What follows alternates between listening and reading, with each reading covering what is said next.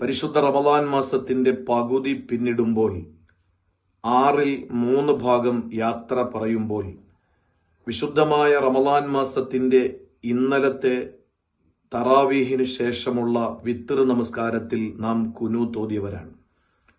മഹാന്മാരായ പണ്ഡിതന്മാരിൽ പലരും ആ കുനൂത്ത് നാസിലത്തിന്റെ കുനൂത്താണ് എന്ന് അവകാശപ്പെടുന്നുണ്ട്. നാസിലത്തിന്റെ കുനൂത്ത് എന്ന് പറയുമ്പോൾ ഒരു മനുഷ്യനുണ്ടാകുന്ന, വിശിഷ്യ ഒരു വിശ്വാസിക്കുണ്ടാവുന്ന ഒരു വിപത്ത്, ഒരു മുസീബത്ത്, ആ മുസീബത്ത് ഉണ്ടാകുന്ന സമയത്താണ് നാസിലത്തിന്റെ കുനൂത്ത് സാധാരണ ഓതാറുള്ളത്. എന്ത് വിപത്താണ്, എന്ത് മുസീബത്താണ് റമളാനിന്റെ 15 രാത്രികളിലും ഇല്ലാതെ 16ാമത്തെ രാത്രി മുതൽ എന്ത് വിപത്താണ് ഈ സമുദായത്തിന് ഉണ്ടാകുന്നത് എന്ന് ചോദിച്ചാൽ, പരിശുദ്ധ റമളാൻ മാസം പകുതി പിന്നിടുമ്പോൾ യാത്ര തിരിക്കാനുള്ള തയ്യാറെടുപ്പിലാണ്. ആ യാത്ര ചോദിച്ചുകൊണ്ട് വിശുദ്ധ റമളാൻ മാസം അള്ളാഹുവിലേക്ക് യാത്ര തിരിച്ചാൽ ഇനി ഒരിക്കലും ഈ റമളാനെ നാം കണ്ടുമുട്ടില്ല. ഈ വിശുദ്ധ റമളാനെ അടുത്ത കൊല്ലം നാം വളരെ ആകാംക്ഷയോടെ കാത്തിരിക്കുന്ന റമളാൻ ഈ റമളാൻ ആയിരിക്കില്ല. കാരണം ഓരോ ദിവസവും, ഓരോ ആഴ്ചയും, ഓരോ മാസവും, ഓരോ വർഷവും പുതിയ പുതിയ ദിവസങ്ങളാണ് എന്ന് ഹദീസിൽ കാണാം. ഈ റമളാൻ അള്ളാഹുവിന്റെ അടുക്കൽ സ്ഥിരപ്പെടുകയാണ്. ഈ റമളാൻ നാളെ ആഖിറത്തിലാണ് നാം ഇനി കണ്ടുമുട്ടുക. രണ്ടാലൊരു രീതിയിൽ, ഒന്നുകിൽ അനുകൂലമായി അല്ലെങ്കിൽ പ്രതികൂലമായി. വിശുദ്ധ റമളാൻ മാസം പടിയിറങ്ങാൻ പോകുന്ന ആ ഒരു സൂചന നൽകുന്ന പകുതിക്ക് ശേഷമുള്ള രാത്രിയിലെ നമസ്കാരത്തിന് ശേഷമുള്ള ഒറ്റയായ നമസ്കാരത്തിന്റെ അവസാനത്തെ നൃത്തത്തിൽ കുനൂത്ത് ഓതുന്നത് നാസിലത്തിന്റെ കുനൂത്താണ് എന്ന് അതുകൊണ്ടാണ് പണ്ഡിതന്മാർ ചിലരെങ്കിലും അവകാശപ്പെട്ടത്. ആ വിപത്ത് വല്ലാത്തൊരു വിപത്താണ്. ഈ സമുദായത്തെ ഏറ്റവും കൂടുതൽ ഉന്നതിയിലെത്തിക്കുന്ന, ഏറ്റവും വലിയ പുണ്യം നൽകുന്ന പരിശുദ്ധ റമളാൻ, ആ റമളാൻ മാസത്തിന്റെ വിട പറയൽ ഒരു മനുഷ്യന് വിപത്തല്ലാതെ മറ്റെന്താണ് സമ്മാനിക്കുക? പ്രിയപ്പെട്ട സഹോദരങ്ങളെ, പാതിരാത്രിയുടെ നിശബ്ദതകളിൽ അള്ളാഹുവിന് വേണ്ടി മാറ്റിവെക്കാൻ നമുക്ക് കഴിയണം. അള്ളാഹുവിന്റെ പരിഭവം നമ്മൾ കേട്ടല്ലോ സഹോദരങ്ങളെ. അള്ളാഹുവിന്റെ റസൂല് പറയുന്നു, അലൈക്കും ബിഖിയാമിൽ ലൈൽ, രാത്രി എഴുന്നേറ്റ് നിങ്ങൾ നമസ്കരിക്കണേ. കാരണം ഫഇന്നഹു, ആ പാതിരാത്രിയിലെ നിസ്കാരം തക്ഫീറുൽ ലിൽ ഖതായാ, നിങ്ങളുടെ ജീവിതത്തിലെ പാപങ്ങൾ പൊറുക്കാൻ അള്ളാഹു വെച്ച ഒരു കഫാറത്താ. പാപങ്ങൾ ചെയ്തു പോയ മനുഷ്യ, നിന്റെ പാപങ്ങൾ പൊറുക്കാനുള്ള വഴി രാത്രിയിലെ നിസ്കാരമാണ്. മുഴുവൻ സാലിഹീങ്ങളും ആ സാലിഹീങ്ങളുടെ പദവിയിൽ എത്തിച്ചേർന്നത് രാത്രിയിലെ നിസ്കാരം കൊണ്ടാണ്. രാത്രി നിസ്കരിക്കാത്ത ഒരു മഹാനും മഹാനായിട്ടില്ല. ഗൗസുല്ലായമായത് മഹാനായ അഹ്മദുൽ കബീർ റിഫായി തങ്ങളായത് മഹാനായ ഖാജ മുഈനുദ്ദീനുൽ ജിശ്മീൽ അജ്മീരി സഞ്ചരി റഹിമഹുല്ലാഹ് അജ്മീർ ശൈഖായത് ഹസൻ ഇബ്നു അലി റളിയല്ലാഹു തആല അൻഹു കരുനാഗപ്പള്ളി ശൈഖന്മാരുടെ പള്ളിമുറ്റത്ത് കിടക്കുന്ന മഹാനായ ഹസൻ ഇബ്നു അലി റളിയല്ലാഹു അൻഹു പദവിയിലെത്തിയത്. ലോകത്ത് എത്ര വലിയ മഹാന്മാരുണ്ടോ ആ മഹാന്മാരൊക്കെ മഹാന്മാരായത് സാലിഹീൻ. ഒരൊറ്റ സാലിഹായ, ഒരൊറ്റ മഹാനായ മനുഷ്യനും രാത്രി നിസ്കരിക്കാതെ മഹാനായിട്ടില്ല. പാതിരാത്രി നിസ്കാരം നിർവഹിച്ച ഒരാളും മഹാനാകാതെ മാറിയിട്ടുമില്ല. അതുകൊണ്ട് പ്രിയപ്പെട്ടവരെ, എന്ന് പറഞ്ഞതിന്റെ അർത്ഥം എന്താ? ഒരൊറ്റ മഹാന്മാരും രാത്രി നിസ്കരിക്കാതിരുന്നിട്ടില്ല. രാത്രി നിസ്കരിച്ച ഒരാളും വലിയ മഹാനാകാതിരുന്നിട്ടുമില്ല. അപ്പൊ വന്നാലോ നമുക്കായിക്കൂടെ? അത് മഹാന്മാരൊക്കെ കഴിയൂ നിസ്കരിക്കാൻ, നമ്മളെ കൊണ്ട് കഴിയില്ല. ഇപ്പൊ ഈ അടുത്ത സമയത്ത് ഒരുത്ത പെണ്ണ് കിട്ടുന്നില്ല. 30 വയസ്സ് കഴിഞ്ഞു. 30 വയസ്സെത്തിയിട്ട് പെണ്ണ് കിട്ടാത്ത ഒരുത്തൻ്റെ അടുത്ത് അവന്റെ ഉമ്മയുടെ സഹോദരൻ വന്നിട്ട് പറഞ്ഞു, എടാ, നല്ലൊരു പെണ്ണ്, നല്ല നിസ്കാരം, നല്ല വിദ്യാഭ്യാസം, നല്ല അതബുള്ള പെണ്ണ് നോക്കട്ടാന്ന് ചോദിച്ചപ്പം അവന്റെ മറുപടി, ഇതൊക്കെ ഉള്ള ഒരുത്തനെ നോക്കിയാ പോരെ? നല്ല നിസ്കാരം, എപ്പോഴും സ്വലാത്ത്, നല്ല ചിട്ട, നല്ല അറബ്, ഇതൊക്കെ പറഞ്ഞ് ഇങ്ങനെ ആ പെണ്ണിന്റെ മദ്ഹ് മൗലിദ് പറഞ്ഞുകൊണ്ടിരിക്കുകയാണ്. ഉമ്മയുടെ സഹോദരൻ അവൻ മരുവൻ പറഞ്ഞു, അതൊക്കെ ശരി, ഇതൊക്കെ ഉള്ളൊരു മാപ്പിള കണ്ടെത്തി കൊടുക്കണേലേ നല്ലത്, ഇതൊന്നും എനിക്കില്ല എന്ന് പറഞ്ഞതുപോലെ മഹാന്മാരാരും രാത്രി നിസ്കരിക്കാതിരുന്നിട്ടില്ല. രാത്രി നിസ്കരിച്ച ഒരാളും മഹാനാവാതിരുന്നിട്ടില്ല എന്ന് പറഞ്ഞാൽ എല്ലാവർക്കും എങ്കിൽ പിന്നെ ലോകം മൊത്തം മഹാന്മാരായിരിക്കുമല്ലോ. മഹാന്മാരൊക്കെ നിസ്കരിക്കാൻ പറ്റുള്ളൂ. അപ്പൊ നമ്മൾ ചിന്തിച്ചു നോക്കുക, രാത്രി എണീക്കാത്ത നമ്മൾ മഹാനാണോ? അല്ല. പിന്നെ ആര് മഹാനായ എന്ന് പറഞ്ഞാൽ മഹാനായ എന്നേ പറയാൻ പറ്റുള്ളൂ, മഹാനായ എന്ന് പറയാൻ പറ്റൂല. അതൊക്കെ മഹാനായ എന്ന് പറഞ്ഞാൽ നമ്മളൊക്കെ ആ പദവിയിൽ എത്തിച്ചേരണമെങ്കിൽ അള്ളാഹു ഒരുപാട് നിഅമത്തുകൾ നമുക്ക് തന്നിട്ടുണ്ട്.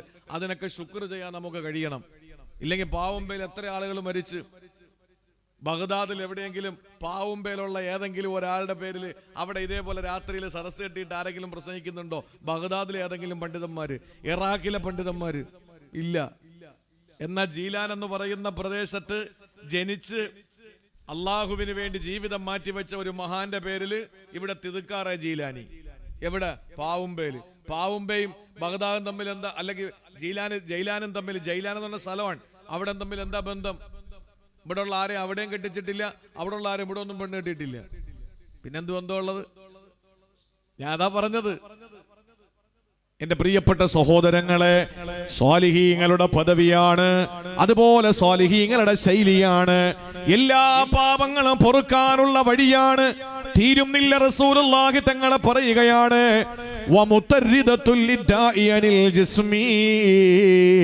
ശരീരത്തിലെ എല്ലാ രോഗങ്ങളും മാറാനുള്ള വഴിയാണ്. ഇത് വെറുതെ പറഞ്ഞതല്ല, തുർമുദി റിപ്പോർട്ട് ചെയ്ത ഹദീസാണ്. അല്ലാഹുവിന്റെ റസൂൽ പറയുകയാണ്, തിർമുദി റഹിമഹുള്ള റിപ്പോർട്ട് ചെയ്ത ഹദീസ്, സിഹാവുസത്തെപ്പെട്ട ഹദീസാണ്. എല്ലാ അസുഖവും മാറാനുള്ള വഴി. ഞാൻ ഒരു നിസ്സാര ഒരു കാര്യം പറയട്ടെ, എന്നെ ആരും മുജാഹിദൊന്നും ആക്കി കളയല്ലേ, ആകെയൊന്നുമില്ല, ഞാൻ പറയാനുള്ള പറയാണ്. ഇപ്പൊ ഒരു മഹാൻ, ഇപ്പൊ നമ്മളെ ഇ കെ ദാരിമി ഉസ്താദിന്റെ നഗറല്ലേ ഇത്, അല്ലേ? മുഹമ്മദ് ദാരിമി എന്ന് പറഞ്ഞാൽ ഇ കെ ദാരിമി ഉസ്താദ് അല്ലേ? ഇ കെ ദാരിമി ഉസ്താദ് ഒരു സദസ്സിൽ വന്നിരുന്നു, അല്ലെങ്കിൽ നാളെ ദുആക്കി വരുന്ന ചാലിശ്ശേരി അഹ്സനി തങ്ങളല്ലേ, അദ്ദേഹം വന്നിരുന്നിട്ട്, ഞാൻ ആരെയും കൊച്ചാക്കുകയല്ല, നിങ്ങൾ ആ ആംഗിളിൽ അങ്ങ് എടുത്താൽ മതി. ചാലിശ്ശേരി ഉസ്താദ് നാളെ ഇവിടെ വന്നിരുന്നിട്ട് നിങ്ങളോട് പറയാണ്, ഇൻഷാ അല്ലാഹ് എല്ലാവരും കിടക്കാൻ നേരത്ത് ഒരു 10 സുബ്ഹാനല്ലാഹ് എല്ലിക്കോളി, നിങ്ങളെ എല്ലാ പ്രശ്നങ്ങളും പരിഹാരം കാണുമെന്ന് പറഞ്ഞാൽ ഈ പാവുമ്പയിലുള്ള നിങ്ങൾ ആരെങ്കിലും മരിക്കുന്നത് വരെ അത് മുടക്കുവോ? ഇല്ല. ചാലിശ്ശേരി ഉസ്താദ് പറഞ്ഞാൽ നമ്മൾ മുടക്കൂല, ഇ കെ ദാരിമി ഉസ്താദ് പറഞ്ഞാൽ നമ്മൾ മുടക്കൂല. പക്ഷേ അഷ്റഫുൽ ഖൽക്ക് പറഞ്ഞല്ലോ, നിസ്കാരം കഴിഞ്ഞ് 33 സുബ്ഹാനല്ലാഹ് എത്ര ഒരു ചൊല്ലി? ഇന്ന് ഇശാസ്കരിച്ചിട്ട് സുബ്ഹാനല്ലാഹ് 33 അൽഹംദുലില്ലാഹ് 33 അല്ലാഹു അക്ബർ ചൊല്ലി ആരുണ്ട്? കിടക്കാൻ നേരത്ത് ഇത് മൂന്നും 33 അവസാനം അല്ലാഹു അക്ബർ 34 ചൊല്ലി 100 ദിക്ർ പൂർത്തിയാക്കുന്നവന് ദുനിയാവിന്റെ സകല തിരക്കുകളും അവന്റെ ജോലിയിലെ ബറക്കത്തും ജോലിയുടെ പ്രയാസവും ഒക്കെ മാറിക്കിട്ടുമെന്ന് നബി മുഹമ്മദ് മുസ്തഫ. ഫാത്തിമ ബീവി കൈ പൊട്ടി ഒലിച്ചപ്പോ വാപ്പാട്ട ചെന്ന് പരാതി പറഞ്ഞതാ, വാപ്പ ഒരു സെർവന്റിനെ, ഒരു ഖാദിമിനെ, ഒരു ജോലിക്കാരനെ ഒന്ന് വെച്ച് തരുമോ? കൈയൊക്കെ പൊട്ടിയത് കണ്ടോ? വാപ്പാടെ നെഞ്ച് പൊട്ടി. കാരണം പൊന്നു മോളല്ലേ. ആ സമയത്ത് മോളെ, ഈ ജോലിക്കാരനെ വെക്കുന്നതിനൊക്കെ നല്ലൊരു കാര്യം ഞാൻ പറഞ്ഞു തരട്ടെ. എന്താ വാപ്പ? 33 സുബ്ഹാനല്ലാഹ് 33 അൽഹംദുലില്ലാഹ് 34 അല്ലാഹു അക്ബർ കിടക്കാൻ നേരത്ത് മോള് ചൊല്ലിക്കോ. ഓക്കെ വാപ്പ, ഓടി പോയാ. ഇമാം സുർഖാനി തങ്ങൾ പറയാണ്, കിടക്കാൻ നേരത്ത് ഇത് ആരെങ്കിലും ചൊല്ലിക്കഴിഞ്ഞാൽ അവന്റെ ജോലിയിൽ ഭാരം കുറഞ്ഞു കിട്ടുമെന്നാണ്. എത്ര പേര് ചെല്ലും? എത്ര പേര് അത് മുടക്കാതെ ചെല്ലും? അള്ളാഹുവിന്റെ റസൂല് പറഞ്ഞെന്താ? നിങ്ങളുടെ രോഗങ്ങൾ മാറാൻ രാത്രിയിലെ നിസ്കാരം നിങ്ങൾക്ക് ഉപകരിക്കുമെന്നാണ്. നിങ്ങളുടെ ശരീരത്തിൽ നിന്ന് രോഗങ്ങൾ മാറാൻ രാത്രിയിലെ നിസ്കാരം ഫലപ്രദമാണത്രേ. ഇത് പറഞ്ഞിട്ട് കേട്ടിട്ട് വാഴ കഴിഞ്ഞു പോയാ നാളെ തിങ്കളാഴ്ചയാണ്, നാളെ ഞായറാഴ്ചയാണ്. നാളത്തെ ഞായറാഴ്ചത്തെ രാവിലെ അല്ലെങ്കിൽ രാത്രി കിടന്നിട്ട് എഴുന്നേക്കാൻ ആരാണ് തയ്യാറാകുന്നത്? ഇല്ല.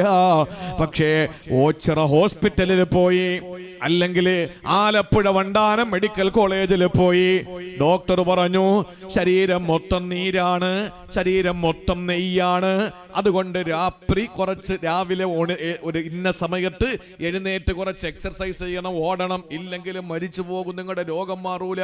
കൃത്യം നമ്മൾ എഴുന്നേക്കും. ഭാര്യ അലാറം വെച്ച് എഴുന്നേൽപ്പിക്കും അല്ലേ? അഷ്റഫുൽ ഖൽഖ് പറഞ്ഞ എന്താണ്? രാത്രി നിസ്കാരം നിങ്ങളുടെ രോഗം മാറും, ശരീരത്തിന്റെ പ്രയാസങ്ങൾ മാറും. ഇത് തുറമുത് റിപ്പോർട്ട് ചെയ്തതാ. എത്ര പേര് അംഗീകരിക്കുന്നു? അതാ ഞാൻ പറഞ്ഞത്. ആരെങ്കിലും ദുനിയാവിലുള്ള ഭൗതിക ലോകത്തുള്ള ആരെങ്കിലും എന്തെങ്കിലും പറഞ്ഞാൽ ഉടനെ നമ്മളത് കേൾക്കും. ഞാനത് നീട്ടിക്കൊണ്ടുപോയ 1 മണിക്കൂറായി, ബാക്കി 4 കാര്യങ്ങൾ പറയാനുണ്ട്. 1 മണിക്കൂറായി നമ്മൾ തുടങ്ങിയിട്ട്. അതുകൊണ്ട് ഞാൻ ചുരുക്കി പറയട്ടെ, യഹ്യ ബിൻ മുആദ് റാസി റളിയല്ലാഹു തആല അൻഹു പറയുകയാണ്, ഇലാഹി ലാ യുതീബുൽ ലൈൽ, എൻ്റെ രാത്രികളെ ഫലപ്രദമാക്കി എടുക്കാൻ കഴിയുന്ന ഒന്നേ ഉള്ളൂ തമ്പുരാന്, ഇല്ലാ ബിമുനാജാതിക, നിന്നോടുള്ള മുനാജാത്ത് കൊണ്ടല്ലാതെ കഴിയില്ല അല്ലാ. പ്രിയപ്പെട്ടവരെ, മുനാജാത്ത് രാത്രിയിൽ ചെയ്യാൻ കഴിയണമെങ്കിൽ ഒരൊറ്റ മാർഗമേ ഉള്ളൂ, പാപങ്ങളിൽ നിന്ന് മാറി നിൽക്കുക. അല്ലാഹു തൗഫീക്ക് നൽകി അനുഗ്രഹിക്കുമാറാവട്ടെ. ഇനി 2 ഓർത്തു വെച്ചോളണം. ഇനി 2 യഹ്യ ബിൻ മുആദ് റാസി തങ്ങൾ പറഞ്ഞു, ലാ യതീബുൻ നഹാർ, അല്ലാഹുവേ എൻ്റെ പകലുകളൊന്നും പരിശുദ്ധമാവുകയില്ല, ഇല്ലാ ബിതാഅതിക, പകലുകളിൽ നിന്നെ വഴിപ്പെടുന്നതിലൂടെ അല്ലാതെ പടച്ചവനെ എൻ്റെ പകല് ഫലപ്രദമാവുകയില്ല. രാത്രി അല്ല വിശ്രമിക്കാൻ തന്നെങ്കിൽ, പകൽ അല്ലാഹു നമുക്ക് തന്ന ഇബാദത്തിനാണ്, രാത്രി വിശ്രമമാണ്, പകൽ ഇബാദത്തിന് വേണ്ടി അല്ലാഹു തന്നതാണ്. അല്ലാഹുവിന്റെ റസൂൽ പറഞ്ഞല്ലോ, ഇന്നല്ലാഹ ഫറല ഫറായില ഫലാ തുളയ്യുഹാ, അല്ലാഹു കുറേ ഫറലായ കാര്യങ്ങൾ നമുക്ക് നിർബന്ധമാക്കിയിട്ടൊന്നും പാഴാക്കരുത്. ഫറലായ ഒന്നും പാഴാക്കരുത്. എന്താ ഫറലുള്ളത്? നമ്മൾ എത്ര ഭാഗ്യവന്മാരാ. 5 വഖത്ത് നിസ്കാരം, 24 മണിക്കൂർ ശ്വാസം വിടാൻ അവസരം തന്നു. 24 മിനിറ്റ് നിസ്കാരം നിർബന്ധം അല്ലേ? 24 മിനിറ്റ്. അള്ളാഹു എത്ര ഔദാര്യവാനാ, എത്ര അള്ളാഹു നമ്മളോട് കരുണയുള്ളവനാ. 50 വഖത്ത് നിസ്കാരം അന്നത്തെ നിസ്കാരം നിർബന്ധമാക്കിയപ്പോ അതുണ്ടായിരുന്നെങ്കിൽ നിങ്ങളൊന്ന് ആലോചിച്ച് നോക്കിയാൽ വഴല് പറയാൻ പറ്റുമോ? ഇതിനിടയിൽ 3 തവണ വാങ്ങുവിളിക്കേണ്ട സമയം കഴിഞ്ഞ്. 24 മണിക്കൂർ, 24 മണിക്കൂറിൽ 50 വഖത്ത് നിസ്കാരമാണെങ്കിൽ ഒന്ന് ചിന്തിച്ചു നോക്കിയേ.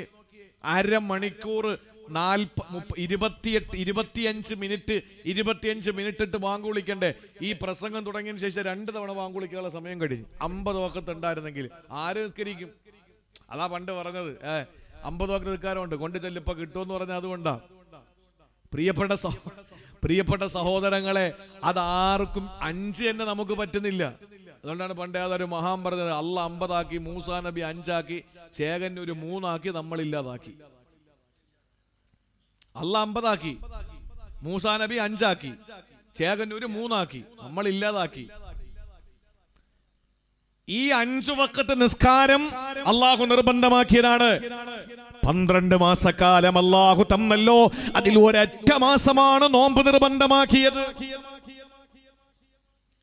സമ്പത്തി എത്ര കോടികൾ നിനക്ക് അല്ലാഹു തന്നാലും വർഷത്തിൽ ഒരിക്കൽ മാത്രമാണ് അതിന്റെ ശതമാനം കൂട്ടിക്കിട്ട് സക്കാത്ത് കൊടുക്കേണ്ടത്. അല്ലാഹ് ഫർലാക്കിയവരെ ഈ പറയുന്നത്. നീ 150 കൊല്ലം ജീവിച്ചെന്നിരിക്കട്ടെ, അതിൽ 15 ശേഷം അഥവാ 135 കൊല്ലത്തിനിടയിൽ ഒരൊറ്റ വട്ടം നിനക്ക് ഹജ്ജും ഉംറയും. അള്ളാഹു എത്ര ഔദാര്യവാനാ.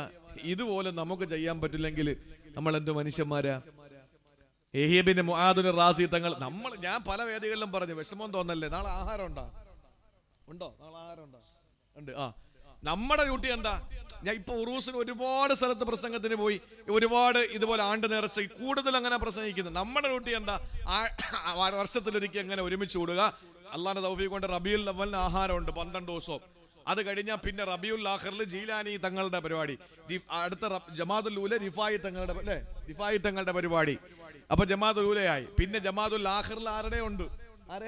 ജമാഅത്തുൽ ആഖിറിൽ ആരുടെയോ പരിപാടി ഉണ്ട്. റജബായ പിന്നെ അറിയാം പിന്നെ റജബ് 27 അങ്ങനെയൊക്കെ ഭയങ്കര പരിപാടികളാ. ഷഅബാനിൽ പിന്നെ പരിപാടിയോട് പരിപാടി, റമളാനിൽ പിന്നെ ഇറച്ചിയോട് ഇറച്ചി, പിന്നെ ഷവ്വാല് പിന്നെ പെരുന്നാളൊക്കെ ആയല്ലോ. ഷവ്വാല് കഴിഞ്ഞാൽ പിന്നെ ദുൽഖഅദായി കഴിഞ്ഞാൽ ഹജ്ജിന്റെ മാസം യാത്രയപ്പിനുള്ള ചാപ്പാട്, ദുൽഹജ്ജായി കഴിഞ്ഞാൽ പിന്നെ വലിയ പെരുന്നാളായി. പിന്നെ ഏതാണുള്ളത്? മുഹറം ആയി കഴിഞ്ഞാൽ പിന്നെ ഇപ്പോ 1 മുതൽ 10 വരെ ആഘോഷങ്ങളാ ഉള്ളത്. അതിന് ആഹാരം ഇഷ്ടം പോലെ ഒക്കെ ഉണ്ട്. മുഹറം കഴിഞ്ഞാൽ സഫർ ആവുമ്പോൾ പല സ്ഥലങ്ങളിലും പല മഹാന്മാരുടെയും ആണ്ട നടക്കുക. മാസം 12 നമുക്ക് തീറ്റിയോട് തീറ്റി. ഞാൻ ചോദിക്കട്ടെ, ഇങ്ങനെ നേർച്ച നടത്തി തിന്നുകൊണ്ട് നടന്നാൽ മതിയോ? നമുക്ക് അല്ലാന്റെ ഔലിയാക്കളാവണ്ടേ? നാളെ നമ്മുടെ പേരിൽ ആരൊക്കെങ്കിലും തിന്നണ്ടേ? ആലോചിച്ച് നോക്കേ. നമ്മൾ എല്ലാ പരിപാടിക്കും വർഷത്തിലൊരിക്കൽ കൂടിയിട്ട് നേർച്ച നടത്തി ചോറ് കഴിച്ചുകൊണ്ട് പോകും. അത് പോരാ. ഇത് ആനെ ചുമക്കാനൊന്നും അല്ല പറഞ്ഞത് കഴിയാത്തത് ഒന്നും ഇന്ന് വരെ ആരോടും അല്ല പറഞ്ഞിട്ടില്ല. 5 വഖ്ത് നിസ്കാരം 24 മിനിറ്റ് 24 മണിക്കൂറിൽ 12 മാസത്തിൽ ഒരൊറ്റ മാസം നോമ്പ് 365 ദിവസങ്ങളിൽ നീ കഷ്ടപ്പെട്ട് എപ്പോൾ ഉണ്ടാക്കിയാലും അത്രയും കൊണ്ടൊന്ന് പാവങ്ങൾ തട്ടിക്കൊടുക്കണ്ട. വർഷം പൂർത്തിയാവുന്നു, 6 മാസം കഴിഞ്ഞപ്പോ നിന്റെ കയ്യിലുള്ള പൈസ തീർന്നു, സക്കാത്തില്ല. പിന്നെ 6 മാസക്കാലം നിനക്ക് പൈസ ഉണ്ടായി, സക്കാത്തില്ല. 1 ഇയർ, ഒരൊറ്റ കൊല്ലം നിന്റെ കയ്യിൽ ഇത്ര നിശ്ചിതമായ തുകയുണ്ടെങ്കിൽ അതിന് 2.5%. കപ്പലണ്ടി വാങ്ങുന്നവൻ 10 രൂപയ്ക്ക് വാഴലിന് വന്നപ്പോ 10 രൂപയ്ക്ക് കപ്പലണ്ടി വാങ്ങിച്ചു അല്ലേ? ഇങ്ങനെ പേപ്പർ മടക്കി വെച്ചിട്ട് അതിൽ കപ്പലണ്ടി ഒരു ഇട്ട് തരും. ഞാൻ 10 രൂപയ്ക്ക് വാങ്ങിച്ച മൊത്തം ഇത് എന്റെ കപ്പലണ്ടിയാ, ഞാൻ പൈസ കൊടുത്തത് എല്ലാത്തിനും കൂടെ ആണെന്ന് പറഞ്ഞിട്ട് ആരെങ്കിലും തൊലിയും കൂടെ വിഴുങ്ങോ? ഞാൻ പോയിട്ട് കിലോ 118 രൂപ 1 കിലോ ഈ ചൈന കോഴി, വെള്ളക്കോഴി. ഈ കോഴി വാങ്ങിച്ചിട്ട് 2 കിലോ കോഴി വാങ്ങിച്ചുകൊണ്ട് വന്ന് ഒരാൾ പറയാ 118 വെച്ച് ഞാൻ കൊടുത്തു, 236 രൂപ. എത്ര രൂപയായി എനിക്ക് 2 കിലോ കോഴി? 2 കിലോ കോഴി എന്ന് പറഞ്ഞാൽ കോഴിയുടെ തൂക്കമാണ്. അതുകൊണ്ട് ഞാൻ അതിന്റെ ഈ പൂട ഒന്നും കളയുന്നില്ല, അതും കൂടെ അങ്ങ് തിന്നാൻ പോവാ. ആരാ ലോകത്ത് തിന്നിട്ടുള്ളത്? പഴം 2 കിലോ പഴം വാങ്ങിച്ച പഴമല്ല തൂക്കി തന്ന വിത്ത് തൊലിയോടൊപ്പമാണ് തൂക്കി തരുന്നത്. ഇനി ഞാൻ ഇതിനും കൂടെയാണ് പൈസ കൊടുത്തതെന്ന് പറഞ്ഞ ആരാ ഇന്ന് വരെ തൊലി തിന്നിട്ടുള്ളത്? ഇത് എന്നെ സക്കാത്തെന്ന് പറയുന്നത്. 1 ലക്ഷം രൂപ നിനക്ക് തന്നാൽ 1 കൊല്ലം നിന്റെ കയ്യിരുന്നാൽ 2.5% 2500 രൂപ എന്ന് പറയുന്നത് തൊലിയാണ്. കോഴിയുടെ പൂടയും ചിറകും മറ്റേതൊക്കെ ഉണ്ടല്ലോ, കയ്യും കാലും ഒക്കെ. അപ്പൊ അതാണ് ഈ 2.5% എന്ന് പറയുന്നത്. അതും കൂടെ നമ്മൾ വിഴുങ്ങാൻ നിന്നാൽ അത് ശരിയാവൂലല്ലോ. കൊല്ലത്തിൽ ഒരിക്കലും മാത്രം, ആയുസ്സിൽ ഒരൊറ്റ വട്ടമാണ് അല്ലാഹു നിനക്ക് ഹജ്ജ് നിർബന്ധമാക്കിയത്. ഇത് ചെയ്യുമ്പോഴാണ് പടച്ചവനെ നിന്നെ വഴിപ്പെടുന്നത് കൊണ്ടല്ലാതെ പകലാവുകയില്ല. അല്ലാ സഹോദരങ്ങളെ, റസൂലുള്ള പറയുന്നു, അല്ല കുറെ ഫർലായ കാര്യങ്ങൾ നിർബന്ധമാക്കിയിട്ടുണ്ട്, അത് നിങ്ങൾ പാഴാക്കരുത്. അല്ലാഹു കുറെ പരിധികൾ നിശ്ചയിച്ചു, നിങ്ങൾ അത് വിട്ടുകിടക്കരുത്. അല്ല പരിധി നിശ്ചയിച്ചു, അത് വിട്ടുകിടക്കാൻ പാടില്ല. കുടിക്കാം, പക്ഷെ അല്ല ഒരു സ്ഥലത്തെത്തിയവൻ പറഞ്ഞു ഇനി കുടിക്കാൻ പാടില്ല. കള്ള് കഴിക്കാം, പലിശ കഴിക്കരുത്. കുറെ വരച്ചു അല്ലാഹു തആല എല്ലാ രാജാക്കന്മാർക്കും ഒരു പരിധി. കേരളത്തിന്റെ മുഖ്യമന്ത്രി ഇപ്പൊ നമുക്കറിയാം, മുമ്പ് പ്രസംഗത്തിന് കർണാടകയിൽ പോകുമ്പോണ്ട് കാസർഗോഡ് ജില്ലയിൽ ഒരു സ്ഥലം ഇങ്ങനെ കഴിഞ്ഞാൽ ഒരു പാലം പകുതി പാലം കെട്ടി, ബാക്കി പകുതി പാലം ഇല്ല. ഒരു 6 ഒഴുകാൻ, അതിന്റെ പകുതിയിൽ പാലമുണ്ട്, പകുതി പാലം ഇല്ല. അപ്പൊ അപ്പുറത്തൂടെ വളഞ്ഞിട്ടാ പോവുക, ചെറിയ റോഡ് കയറിയിട്ട്. പിന്നെ ഈ കുടകിലേക്ക് പോകുന്ന ഇരിട്ടിയിൽ കഴിഞ്ഞിട്ടുള്ള ഒരു പ്രദേശത്തിന്റെ കാര്യം ഈ പറയുന്നത്. അപ്പോ ഈ വളഞ്ഞ വഴികളിലൂടെ പോകുന്നത് എന്താന്ന് ചോദിക്കുമ്പോൾ ഒരു കർണാടകക്കാരൻ പറഞ്ഞു, ആ കെട്ടിയിട്ടിരിക്കുന്ന വഴി എന്ന് പറയുന്നത് ആ പാലം പകുതി കേരളത്തിൻ്റെതാണ്, ബാക്കി പകുതി കർണാടകത്തിൻ്റെയാ. കർണാടക അനുവദിക്കാത്തത് കൊണ്ടാണ് പകുതി കെട്ടാത്തത്. അവരുടെ കർണാടകം അതിന്റെ ആ തുക അനുവദിച്ചിട്ടില്ല. അപ്പൊ ഒരു 6 ഒഴുകുന്നതിന്റെ പകുതി എത്തിയിട്ട് ആ 6ന്റെ പകുതിക്ക് ശേഷം കേരളം, ബാക്കി കർണാടക ആയപ്പോ മുഖ്യമന്ത്രിക്ക് കയറിയിട്ട് അപ്പുറത്തൂടെ കെട്ടിക്കൊടുക്കാൻ പറ്റുമോ? അതിന്റെ ആവശ്യമില്ലല്ലോ. കാരണം ഇയാൾക്കൊരു ബൗണ്ടറി ഉണ്ട്, കേരളത്തിന്റെ ബൗണ്ടറി. അതിനപ്പുറത്തോട്ട് പിന്നെ പല പ്രദേശങ്ങളിലും അങ്ങനെയുണ്ട്. പള്ളി കേരളത്തിലും ബാത്റൂം തമിഴ്നാട്ടിലുള്ള സ്ഥലമുണ്ട്. ബോർഡർ എന്ന് പറഞ്ഞാല് നമുക്കറിയാമല്ലോ, നമ്മുടെയൊക്കെ ബൗണ്ടറി ഒരു താലൂക്കിന്റെ അപ്പുറത്തുള്ള ഭരണം, ഒരു ജില്ലയുടെ അപ്പുറത്ത് കളക്ടർക്കുള്ള ഭരണം, ഒരു MLA മണ്ഡലത്തിന്റെ വിഷയം, ഒരു MP-യുടെ മണ്ഡലത്തിന്റെ വിഷയമൊക്കെ നമുക്കറിയാമല്ലോ. ഒരു വീടപ്പുറത്താണെങ്കിൽ അയാളുടെ വിഷയമല്ലത്. എല്ലാ രാജാക്കന്മാർക്കും ഉണ്ട് ഒരു പരിധി. അള്ളാഹുവിനൊരു പരിധിയുണ്ട്. അള്ളാഹു നിശ്ചയിച്ച പരിധി, ആ പരിധിയുടെ അപ്പുറത്ത് പോകാൻ അല്ലാഹു അനുവദിക്കൂല. അള്ളാഹു ചില ബൗണ്ടറികൾ വരച്ചിട്ടുണ്ട്, അതിനപ്പുറത്തേക്ക് പോകാൻ പാടില്ല.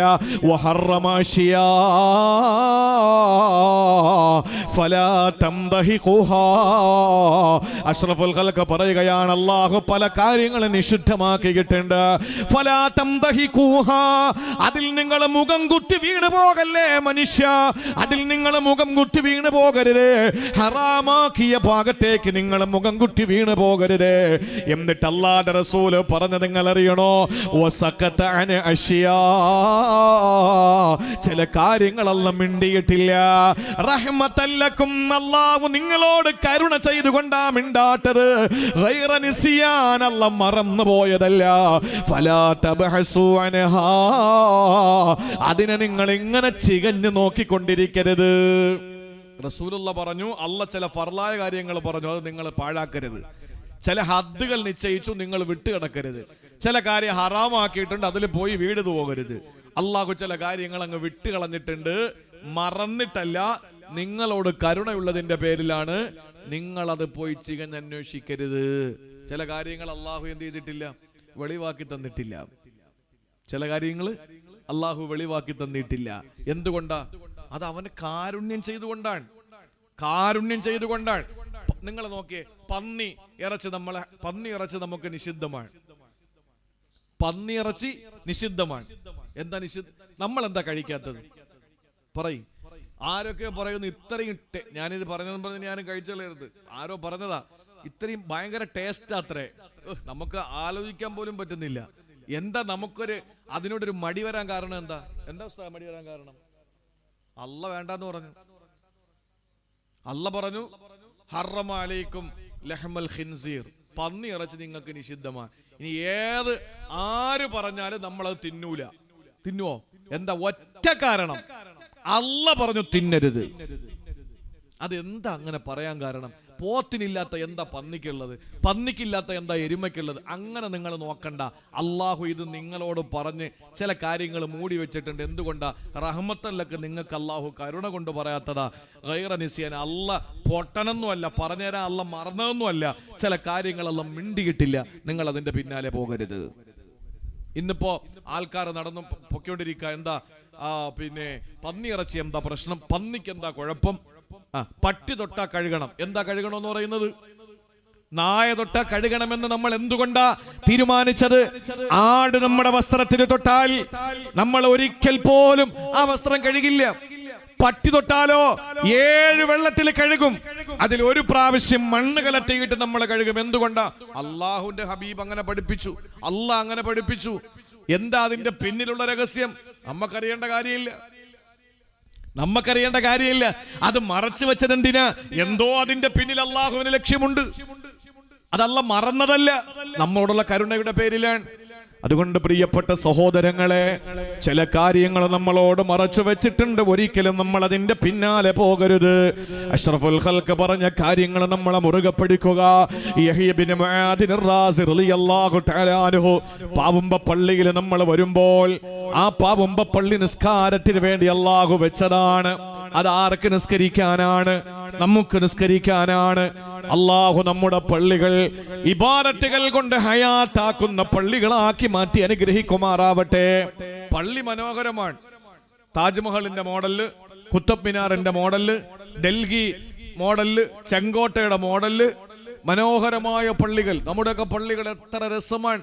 ഗൾഫ് പണം കൊണ്ടും അറബികൾ വെച്ചു കൊടുത്തത് കൊണ്ടും നാട്ടിൽ വരിയിട്ടത് കൊണ്ടും നാട്ടിലെ പുത്തം പണക്കാര് വെച്ചു കൊടുത്ത പള്ളി, പല പല സാമ്പത്തിക ശേഷിയുള്ള ആളുകളൊക്കെ പണി കഴിപ്പിച്ചു കൊടുത്ത പള്ളികൾ വളരെ മനോഹരമാണ്. വയനാട് ജില്ലയിലെ തേറ്റമല എന്ന് പറയുന്ന ഒരു പ്രദേശം, അവിടെ ഒരു പള്ളിയില്ല.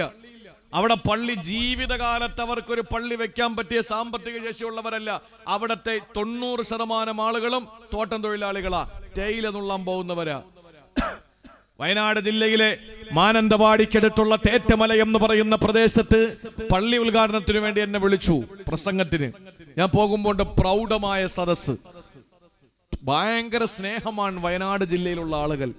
കാരണം ഈ കുശുമ്പ്, അതുപോലെ തന്നെ അസൂയ, പകപോക്കലൊന്നും അങ്ങോട്ട് കയറിയിട്ടില്ല. കാരണം എവിടെ പോകണമെങ്കിലും ചുരം കയറിയാലേ പറ്റുള്ളൂ. ഇതൊന്നും ചുരം കയറി അങ്ങോട്ട് എത്തിയിട്ടില്ല.